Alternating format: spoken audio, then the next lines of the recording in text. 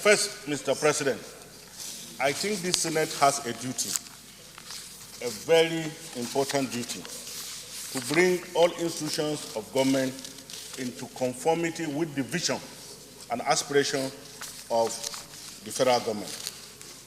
And then in their operation, we equally have a responsibility to ensure that our custom is not different from any other custom around the world.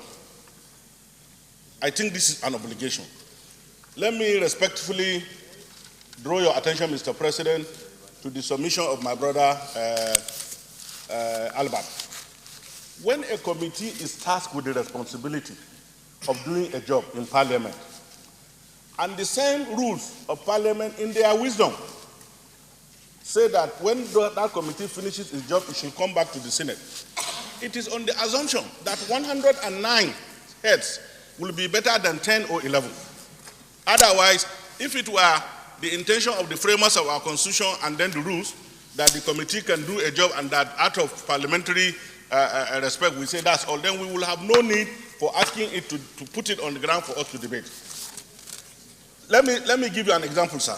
I agree with distinguished Senator Aleru that the custom is doing very well to improve the welfare of its officers. But, Mr. President, you have traveled all over the world.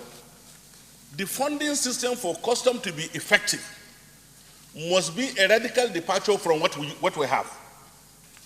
If you tell me that whatever I'm going to get from you will be on the basis of what I collect from people, it means even unjustifiable collections will be involved. And that is what makes us to fall below civilized standard. Mr. President, you have traveled all over the world. You will see in every civilized country a desk called VAT Reform Desk. If we continue with this kind of budgeting system, we will never have that, sir. I will give you one example, sir. Television sets alone, custom is buying 128 million worth of television sets. To put where? 128 million? Yes. 128 million, 250,000. Oh, Naira. Oh, I thought the units.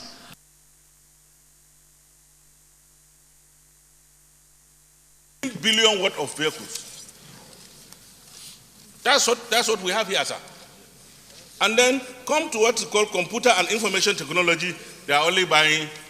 So, sir, you can see that there is misplaced priority.